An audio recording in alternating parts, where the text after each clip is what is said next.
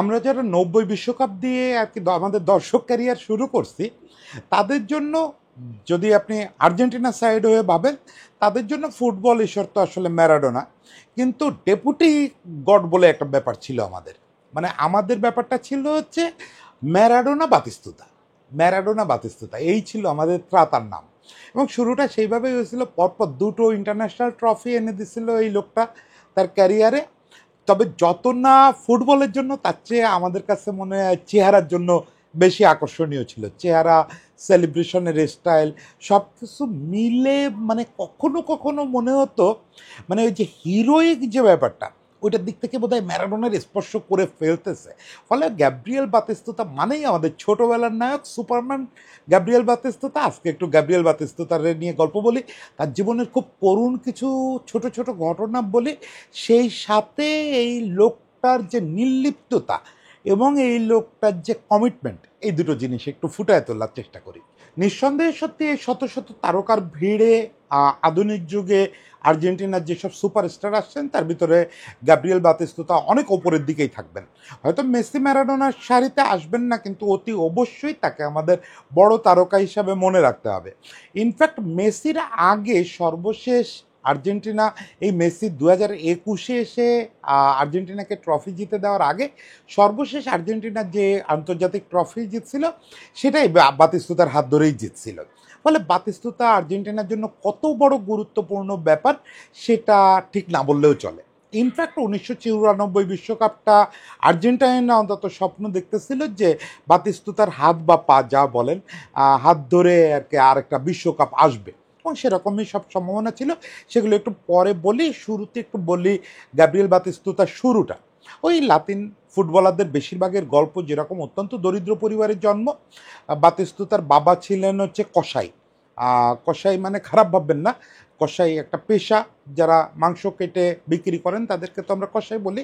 ওরকম একটা পরিবারের জন্ম, অনেকগুলো ভাই বোনের মধ্যে বাতিস্তুতার জন্ম। তো এরকম একটা দরিদ্র পরিবারে একটা ছেলে ফুটবলার হতে চায় না কি হতে চায়, এ নিয়ে কারোর খেয়াল রাখারও কথা না। ইনফ্যাক্ট বাতিস্তুতার ওই ব্যাপারটা নিয়ে কারোর কোনো আগ্রহ ছিল না। বেশ লম্বা হতে বাতিস্তুতার শুরুর ইচ্ছা ছিল যে সে বাস্কেটবল খেলোয়াড় হবে, এবং সেভাবেই মানে যাই হইতে চায়, বাস্কেটবল হোক আর পোলো তারকা হোক, তার তো আর ওই ফিনান্সিয়াল সাপোর্ট ছিল না। তো বাস্কেটবল খেলোয়াড় হওয়ার জন্য কোর্টের আশেপাশে ঘুরে বেড়াতো, চান্স পেত না। এর মধ্যে যেটা হলো 78-এ তো আর্জেন্টিনা প্রথম বিশ্বকাপ জিতে ফেললো ড্যানিয়েল প্যাসারেলার দল। এবং তারপরে তার মনে হলো যে এটাও তো একটা দারুণ ব্যাপার, আর্জেন্টিনা তো একটা বড় দল, এখানে ফুটবল খেললেও আমি তাহলে জাতীয় তারকা হতে পারবো। এত কিছু ভাবছে কিনা কে জানে, ওই পিচ্ছি ছেলে রাস্তায় ফুটবল নিয়ে ছোটাছুটি শুরু করলো। তাই দেখে ওর পাড়ার একটা ক্লাব ওর দলে ভিড়ায় ফেললো। এইখানে একটা ম্যাজিক হয়ে গেল। ওই পাড়ার ক্লাবটা যদিও খুবই ছোট ক্লাব, কিন্তু একটা প্রাদেশিক টুর্নামেন্টে ওই দলটার সঙ্গে খেলা পড়ে গেল নিউওয়েল ওল্ড বয়েজ। নিউওয়েল ওল্ড বয়েজের কথা শুনে কারো কথা মনে পড়ে? হ্যাঁ, মেসির প্রথম ক্লাব নিউওয়েল ওল্ড বয়েজের সঙ্গে ওই পাড়ার ওই ক্লাবটার খেলা পড়লো, এবং ওই ক্লাবটা নিউওয়েল ওল্ড বয়েজরে 2-0 গোলে হারায় দিল।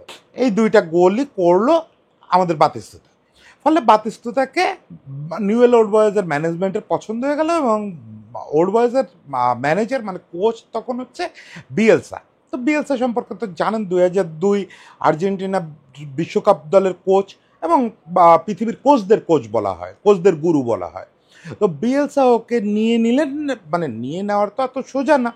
ওর বাড়ি থেকে ওরে যখন স্কাউটরা গিয়ে বলল যে কোচ পছন্দ করছেন, ওরে ক্লাবে নেওয়া হবে, তখন ওর বাড়ির লোকজন মানে ওর পিছনে কোনো খরচ করবে এই ক্ষমতা ছিল না। ঠিক আছে, নিলে নাও, কিন্তু ওর পড়াশোনা কে চালাবে, ওর যাতায়াত খরচ কে দিবে? ওর বাড়ি থেকে অলমোস্ট 90 কিলোমিটার দূরে হচ্ছে নিউওয়েল ওল্ড বয়েজের ক্লাব। তো 90 কিলোমিটার তো আর প্রতিদিন যাতায়াত করা সম্ভব না। তো ক্লাবের লোকজন বললো যে ঠিক আছে, ওর থাকার ব্যবস্থা আমরা করতেছি, ওর পড়ার ব্যবস্থাও আমরা করতেছি, ওখানে একটা স্কুলে ভর্তি করে দেবো, ওর দায়িত্ব আমাদের।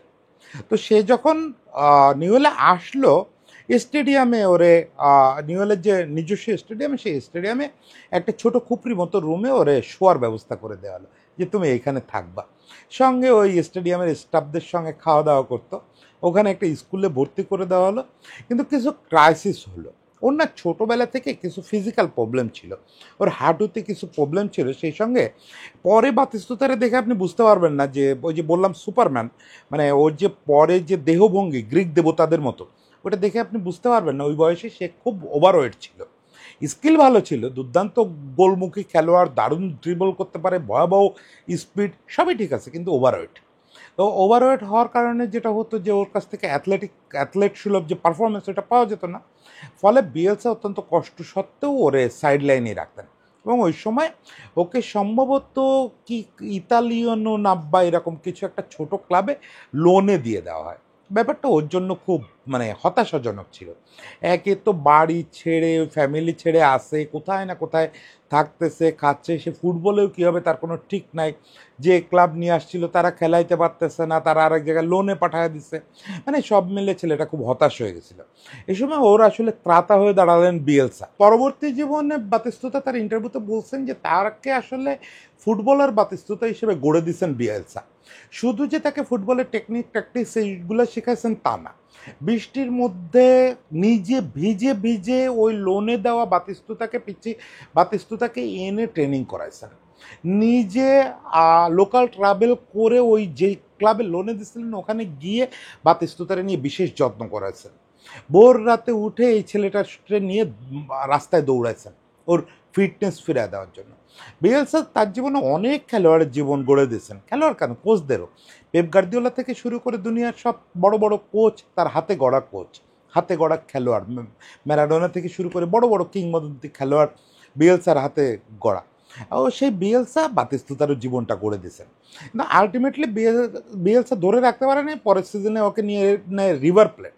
ওখানে গিয়ে আবার আরেক ঝামেলা। সে পেসারোলা মানে যারে দেখে আর্জেন্টিনার প্রথম বিশ্বকাপ জয়ী কোচ, যারে দেখে বাতিস্তুতা ফুটবলে আসলো, তিনি হচ্ছে তখন রিভার প্লেটের কোচ। পেসারেলার সঙ্গে এনি হাউ তার লেগে গেল। এই সম্পর্কটা কখনোই খুব স্বাভাবিক হয় নাই, কখনোই খুব স্বাভাবিক হয় নাই। পরে পেসারেলা তাকে প্রায় সময় সাইড বেঞ্চে বসায় রাখতেন। অবশ্য শেষ জীবনে নয়, আর কি পরের দিকে পেসারেলা একবার একটা ইন্টারভিউতে বলছিলেন যে আমার টিমটা আসলে বাতিস্তুতাকে এফোর্ড করার মতো ছিল না, কিন্তু আমি মানতাম যে বাতিস্তুতাকে যদি কোনো টিম ঠিকমতো কাজে লাগাইতে পারে তাহলে ও ওয়ান অফ দি মোস্ট ঘাতক স্ট্রাইকার হবে পৃথিবীর। যদিও এটা আমার ধারণা পেসারেলা কথার কথা বলছেন, আর আমরা এটা পরে বলবো যে পরবর্তীতে পেসারেলা যখন জাতীয় দলের কোচ হয়ে আসেন তখনও কিন্তু তিনি কার্যত বাতিস্তুতারে ছুঁড়ে ফেলছিলেন। তো রিভার প্লেটেও খুব বেশি খেলা হলো না। এরপরে সে চলে গেল বোকায়ও শুরুর দিকে মানাতে একটু সমস্যা হচ্ছিল বোকা জুনিয়র্সে। পরে বোকা জুনিয়র্সে দুর্দান্ত খেলা শুরু করলো। ওই সময় তাকে ইনফ্যাক্ট রিভার প্লেটে থাকতেই তাকে ইউরোপিয়ান ক্লাবগুলো খুঁজতেছিল, এবং আলটিমেটলি নিজের বেস্ট ডেস্টিনেশন ওই সময় বাতিস্তুতা খুঁজে পেলেন ইতালির ফিওরেন্টিনা। এই ফিওরেন্টিনা হচ্ছে আপনার বলা যায় বাতিস্তুতার সমর্থক, মানে ম্যারাডোনার জন্য যেমন নাপোলি, বাতিস্তুতার জন্য সেরকম ফিওরেন্টিনাতে দীর্ঘদিন মৌসুমের পরে মৌসুম খেলছেন, মৌসুমের পরে মৌসুম ক্লাবটার সর্বোচ্চ গোলদাতা হয়েছেন, একসময় ক্লাবের ইতিহাসে সর্বোচ্চ গোলদাতা হয়েছেন, তাদের সঙ্গে সুপার কোপা জিতছেন, তারপরে আরও ট্রফি জিতছেন, কিন্তু দুর্ভাগ্যচক্রে সিরিয়া কখনো জেতা হয় না ফিওরেন্টিনার সঙ্গে। তাতে কিচ্ছু যায় আসে না। ফিওরেন্টিনার মানুষ এখনও বাতিস্তুতারে ওই ম্যারাডোনাকে যেরকম নাপোলির লোকজন মনে করে ওরকমভাবে পুজো না করলেও ব্রোঞ্জের মূর্তি বানায় রাখছে, এবং সেখানে নিয়মিত তারা ফুল দেয়। তাদের কাছে বাতিস্তুতা তাদের একটা দেবতার মতো। কিন্তু এরপরে যেটা হলো যে ফিওরেন্টিনায় ওই অসাধারণ ক্যারিয়ার কাটানোর পরে সিরিয়া জিততে পারেন না, এই একটা দুঃখ ছিল। রোমা তাকে কিনে নিল তখনকার দিনের রেকর্ড পারিশ্রমিক দিয়ে। পরে সেই ইয়েটা ভাঙছেন হচ্ছে ক্রিস্টিয়ানো রোনালদো। নিয়তির কি অদ্ভুত খেলা দেখেন, সেই ফিওরেন্টিনায় এত বছর খেলেও বাতিস্তুতা ট্রফি জিততে পারলো না, মানে সিরিয়া জিততে পারলো না। কিন্তু ও আচ্ছা, ফিওরেন্টিনার সঙ্গে ওর আরেকটা কাব্যিক ব্যাপার এই ক্ষেত্রে বলে রাখা উচিত। ফিওরেন্টিনা কিন্তু তার উপস্থিতিতে একবার রেলিগেটেড হয়ে গেছিলো, সিরি বিতে নেমে গেছিলো। সেবারও বাতিস্তুতা দল ছাড়ে নাই, সে দলের সঙ্গে থাকছে, ফিওরেন্টিনার হয়ে খেলে তাদের সিরি বি চ্যাম্পিয়ন করে আবার সিরি এতে নিয়ে আসছে। বোঝেন দলটার প্রতি তার প্রেম কেমন। সেই দলের এগেনস্টে রোমার হয়ে তাকে খেলতে হলো লিগে, এবং মজার ব্যাপার হচ্ছে লিগে রোমার হয়ে সে ফিওরেন্টিনারে হারায় অনেকটা নিশ্চিত করলো তার প্রথম সিরিয়া শিরোপা। এবং ওই ম্যাচের পরে সে প্রেস কনফারেন্সে আক্ষরিক অর্থে কেঁদে দিছিল। ওই ম্যাচে জোড়া গোল করছিল সে এবং 2-0তেই জিতছিল রোমা। তো কেঁদে দিচ্ছিল, সে বলতেছিল যে মানুষ বলে এসব ক্ষেত্রে অনুভূতি কাজ করে না, আসলে যখন যে দলে খেলে সেই দলে পেশাদার ফুটবলার। তো আমি বোধহয় ঠিক পেশাদার ফুটবলার হইতে পারি নাই, কারণ আমার খুব কষ্ট লাগছে। আমি আমার আমি আমার ফিওরেন্টিনার সতীর্থদের পাশ থেকে যখন দৌড়ায় যাচ্ছি বল নিয়ে, ওরা যখন বিটেন হচ্ছে, তখন আমার মনে হচ্ছে যে আমি এটা কী করতেছি, আমি আমার বন্ধুদের সঙ্গে এইটা করতেছি, আমার বন্ধুদের পিছনে ফেলে দিচ্ছি। কিন্তু আমাকে তো আসলে জিততে হতো, রোমা তো জিততে চাচ্ছিল, ওরা তো জেতার জন্য আমাকে টাকা দিয়ে কিনে নিছে। আমি তো ইচ্ছা করে গোল মিস করতে পারি না, আমার পেশাদার কাজটা আমি করছি, কিন্তু আমার হৃদয়ে রক্তক্ষরণ হচ্ছে। আমি ফিওরেন্টিনার জন্য ফিল করতেছি। I am sorry for my Fiorentina colleagues. তো যাই হোক, বাতিস্তুতার এই অসাধারণ ক্যারিয়ারে এরপরে আরব হয়ে মাত্র এক সিজনের ভিতর রিটায়ার করছেন। কিন্তু সেই রিটায়ারমেন্টের পরের গল্প বলার আগে একটু জাতীয় দলের গল্পটা বলতে হয়। জাতীয় দলে শুরু করছেন 91-তে, শুরুতেই কোপা জিতে দিচ্ছেন, কোপার সর্বোচ্চ গোল স্কোরার ছিলেন। পরের বছর কনফেডারেশনস কাপ জিতছেন, সেখানেও বেশ ভালো গোল স্কোরিং করছেন। 93 পর্যন্ত বাতিস্তুতার যে ফর্মটাতে আর্জেন্টিনার সমর্থকদের আসলে আরেকটা বিশ্বকাপের স্বপ্ন না দেখার কোনো কারণ ছিল না, কারণ ম্যারাডোনা স্টিল দেয়ার। যদিও সেই ফর্মে নাই, ততদিনে কোকেন মামলা অমুক টমুক মিলে ম্যারাডোনা টলমলো একটা অবস্থা। কিন্তু বাতিস্তুতা তো আছে, বাতিস্তুতা আছে, একটু বয়স্ক হয়ে যাওয়া হলেও না, ক্যানিজিয়াও তো ওই কাছাকাছি সময়ের। তারপর তখন ওই 94 দলটা কিন্তু নট ব্যাড, বেশ ভালো ভালো কিছু খেলোয়াড় ছিল। এবং ম্যারাডোনা শুরুতেই গোল করলো গ্রিসের বিপক্ষে, এই বাতিস্তুতা দুর্দান্ত একটা হ্যাট্রিক করলো, সব মিলে আর্জেন্টাইনরা স্বপ্ন দেখতে শুরু করছিল। কিন্তু যা হওয়ার আপনারা পৃথিবীর সবাই জানেন। ম্যারাডোনা সারা জীবন বলে গেছেন যে এটা ষড়যন্ত্র, যদিও পৃথিবীবাসী তা বিশ্বাস করে না, কিন্তু রিয়েলিটি হচ্ছে যে ডোপ নেওয়ার অপরাধে ম্যারাডোনাকে বিশ্বকাপের গ্রুপ পর্বের খেলা চলা অবস্থায় আজীবন নিষিদ্ধ করা হয়, বিশ্বকাপ থেকে বের করে দেওয়া হয়। এই ধাক্কা আর্জেন্টাইনরা আর কাটায় উঠতে পারে নাই। আমি পার্সোনালি বিশ্বাস করি 94 বিশ্বকাপ তো একদম ধরেন বুঝে শুনে দেখছি। আমি পার্সোনালি বিশ্বাস করি ম্যারাডোনার ওই ধাক্কা, ম্যারাডোনার মেন্টরশিপ, ম্যারাডোনার যে ঈশ্বরত্ব তাদের কাছে, ওইটা মিস করার একটা প্রভাব পড়তে পারে। কিন্তু খেলোয়াড় ম্যারাডোনার অনুপস্থিতি আর্জেন্টিনাকে ওই রকম কোয়ার্টার ফাইনাল থেকে বাদ হয়ে যাওয়ার কথা না, ওই আর্জেন্টিনা দলের ফাইনাল অবধি অন্তত যাওয়ার কথা। কিন্তু অ্যাকচুয়ালি টিমের বাকি খেলোয়াড়রা ওটা নিতে পারে নাই। আচ্ছা, এই বিশ্বকাপের আগেই কিন্তু, এই বিশ্বকাপে কোচ ছিলেন প্যাসারেলা, এবং এই বিশ্বকাপের আগেই কিন্তু দীর্ঘদিন ম্যারাডোনার তীব্র আপত্তি সত্ত্বেও প্যাসারেলা সাইড বেঞ্চ করে রাখতেন বাতিস্তুতারে। পরে অবশ্য প্যাসারেলা দুঃখ প্রকাশ করে তারে মূল স্কোয়াডে নিছেন এবং খেলাইছেন। 94 ওভাবে গেল, 98 আসলো, 98-এ বেশ ভালো করলো। 98-এ, হ্যাঁ 98-এ আবারও করলো, হ্যাট্রিক করলো। বিশ্বের একমাত্র খেলোয়াড় হিসাবে ভিন্ন ভিন্ন দুটো বিশ্বকাপে দুটো হ্যাট্রিক করলো। এছাড়াও 3জন খেলোয়াড়ের দুটো হ্যাট্রিক আছে বিশ্বকাপে, তারা সবাই জা ফন্টাইন সহ সবাই হচ্ছে জার্ড মুলার, সবাই হচ্ছে একই বিশ্বকাপে করছে। কিন্তু বাতিস্তুতা পৃথিবীর একমাত্র খেলোয়াড় এখন পর্যন্ত যে ভিন্ন ভিন্ন দুটো বিশ্বকাপে হ্যাট্রিক করছে। বাতিস্তুতা এই 98-তেও হলো না, আসলে ওই একই রকম হতাশা নিয়ে ফিরতে হলো। 2002-তে গোল্ডেন জেনারেশন, 2002-এ তো সেই বলছি বিয়েলসা এর প্রথম কোচ, বাতিস্তুতার প্রথম কোচ, সুপারস্টার সমৃদ্ধ একটা টিম, মানে ওই টিমকে নিয়ে কে বাজি না ধরবে, ওই টিম নিয়ে আসলেন বিয়েলসা, যথারীতি সেই ফার্স্ট রাউন্ড থেকে বাদ। এই হতাশা নিয়েই তাকে শেষ করতে হলো, এবং এরপরে খুব দ্রুত বছর 3-এর মধ্যে সব ধরনের ফুটবল থেকে বাতিস্তুতা অবসর নিয়ে নিলেন। আসলে অবসর না নেওয়ার কোনো কারণ ছিল না, দুটো হাঁটু মানে হয়ে অচল হয়ে এমন অবস্থা হয়েছিল যে ঠিকমতো হাঁটতে পারতেন না, ক্রাচে ভর করে হাঁটতে হতো 2005-06-এর দিকে। এবং ওই সময় একটা সময় অবস্থা ছিল বিছানা থেকেও নামতে হতো না, এমনকি মলমূত্র ত্যাগের মতো প্রাকৃতিক কাজটাও বিছানায় করতে হতো, এরকম একটা অবস্থা। এবং পায়ে অসহ্য ব্যথা, অসহ্য ব্যথা, ব্যথার ইঞ্জেকশন নিয়ে নিয়ে বেঁচে আসেন। ওই সময় কে বা কারা তার একটা ইন্টারভিউ নেওয়ার চেষ্টা করছিল, তো তারা জিজ্ঞেস করছিল ফুটবল মিস করেন কিনা, তিনি বলছিল I hate football, it was my job only. মানে ব্যথায় যন্ত্রণায় লোকটা আউট অফ মাইন্ড হয়ে গেছিল। ডাক্তারের কাছে গিয়ে ডাক্তাররা বলছিল যে ডাক্তার, আমার দুটো পা যদি কেটে ফেলতে হয় তাহলে কী করতে হবে, কত টাকা লাগবে? টাকাও প্রায় শেষ হয়ে আসতেছে তখন লোকটার। কি করবে, কোচিং সার্টিফিকেট নিয়ে বসে আছে, ভাবতেছিল যে কোনো একটা দলে কোচিং করাবে, কিছু একটা করাবে, কিছুই হচ্ছিল না। পরে যে ডাক্তাররা পা কেটে ফেলতে বলছিল, ওই ডাক্তার আসলে দেবদূত হয়ে দাঁড়ালেন। ওই ডাক্তার ট্রিটমেন্ট করে ফিজিওথেরাপি দিয়ে এবং ছোট ছোট কয়েকটা অপারেশন করে মোটামুটি সচল করেন, কিন্তু বাকি জীবন মানে স্টিল এই যে বাতিস্তুতারে দেখেন আপনারা চ্যারিটি খেলে বা ধারাভাষ্য দেয় বা বিশ্বকাপ জিতলে মেসিরা এসে আনন্দ উল্লাস করে, স্টিল সে কিন্তু প্রচণ্ড ব্যাঠান নিয়ে ঘোরাঘুরি করে। হাঁটতে পারেন কিন্তু হুট করে করতে পারেন না, দিক পরিবর্তন করতে পারেন না, ওঠা বসা করতে খুব কষ্ট হয়, তারপরেও চলাচল করেন এবং এখন একটা কনস্ট্রাকশন ফার্ম করছেন, মূলত ওটাতে আছেন। পোলো খেলেন মাঝে মাঝে শরীর ঠিক রাখার জন্য। মূলত বাড়ি হচ্ছে অস্ট্রেলিয়াতে বিরাট বাড়ি করছেন, কনস্ট্রাকশন বিজনেসে বেশ লাভ করছেন।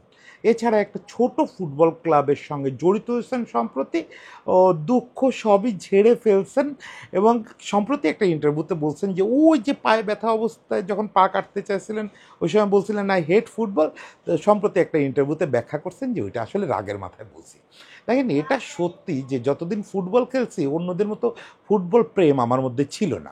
আমার মনে হতো যে এটা ডিউটি, যে 90 মিনিট খেলতে হবে, গোল করতে হবে, এটা আমার ডিউটি, যে এইভাবে সেলিব্রেশন করতে হবে, আবার কখনো মেশিন গান ধরে গুলি করার মতো সেলিব্রেশন করতে হবে, ইটস মাই ডিউটি।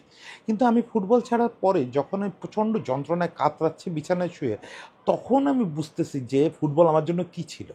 সে তখন বলতেছে যে আমার ফুটবল প্রেমিকার মতো ছিল, আমি এই জিনিসটার এত মিস করতেছি।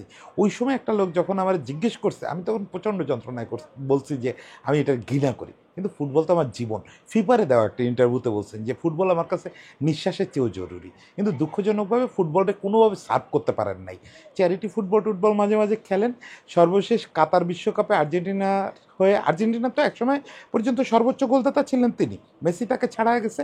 কাতার বিশ্বকাপেও সর্বোচ্চ গোলের রেকর্ড মেসি ছাড়া গেল। যেদিন স্পর্শ করলো ওই দিন টুইট করছিলেন যে লিও, আমি কিন্তু আশা করতেছি নেক্সট ম্যাচের রেকর্ডটা তোমার হবে, কারণ তোমার হাতে আমার যত রেকর্ড যাবে তত বেশি আমি গর্বের সঙ্গে বলতে পারবো যে আমি সেই লোক যার রেকর্ড ভেঙে মেসিকে 1 নাম্বার হইতে হয়েছে। বুঝেন প্রাইডের জায়গাটা। মেসিরা বিশ্বকাপ জিতলো ওই অসুস্থ শরীর, পায়ে প্রবল ব্যথা নিয়ে মাঠের মধ্যে এই মাথা থেকে ও মাথায় হেঁটে বেড়াচ্ছেন, সবার সঙ্গে জড়াজড়ি করতেছেন, কোলাকুলি করতেছেন, এই আমাদের গ্যাব্রিয়েল বাতিস্তুতা। এখনও ওই পায়ে ব্যথাটার কথা ভুলে যান, এই ছোট করে ছাটা চুলের কথা ভুলে যান। আমাদের কাছে গ্যাব্রিয়েল বাতিস্তুতা এখনও সেই সিংহ কেশর, লম্বা লম্বা চুল, লায়ন কিং রমণীমোহন বাতিস্তুতা। অবশ্যই এখানে একটা জিনিস বলি, বাতিগোলরে নিয়ে খুব ছিল, রোমান্টিসিজম ছিল, সারা পৃথিবীর মেয়েরা তার খুব ভক্ত ছিল, কিন্তু বাতিস্তুতা কিন্তু প্রচণ্ড ফ্যামিলি ম্যান। দেখেন ইউরোপে বিশেষ করে নাইনটিজের ইউরোপিয়ান স্টার মানে 2-4টা গার্লফ্রেন্ড, 5টা-10টা ডেটিং, এগুলো খুব স্বাভাবিক ব্যাপার ছিল। বাতিস্তুতা কোনো দিন সন্ধ্যার পরে বাইরে সময় কাটাননি, যদি ক্লাবের কোনো প্রোগ্রাম না থাকছে, বিশ্বাস করেন কখনো না। 4টা বাচ্চা আছে এবং 16 বছর বয়সে বিয়ে করছে। বিয়ে মানে কি, ওদের তো আমাদের মতো বিয়ে হইতে অনেক সময় লাগে। একসঙ্গে থাকা শুরু করছে বান্ধবীর সঙ্গে 16 বছর বয়সে, পরে বিয়ে করছে ইতালিতে এসে। সেই মেয়ের সঙ্গে এখনও সংসার করতেছেন ওই 4 বাচ্চা নিয়ে, আজ পর্যন্ত অন্য কোনো মেয়ের দিকে ফিরেও তাকান নাই। চেহারা সুন্দর হলেই যে রমণীমোহন হলেই যে রমণী নিয়ে ঘুরে বেড়াতে হবে তা তো না, বাতিস্তুতা একটু অন্যরকম। বাতিস্তুতার জন্য শুভকামনা থাকলো গ্যাব্রিয়েল। আশা করি আপনার হাতে মেসি আরও 2-1টা কিছু আপনাদের জন্য জিতে দেবে, আপনি সেটা নিয়ে খুশি থাকবেন এবং আপনার বাকিটা জীবন ব্যথা মুক্ত কাটুক, নিরোগ কাটুক। আপনি যেন ফুটবলে একটু হলেও সময় দিতে পারেন, সেটা দেখলে আমাদের ভালো লাগবে। সবাই ভালো থাকবেন।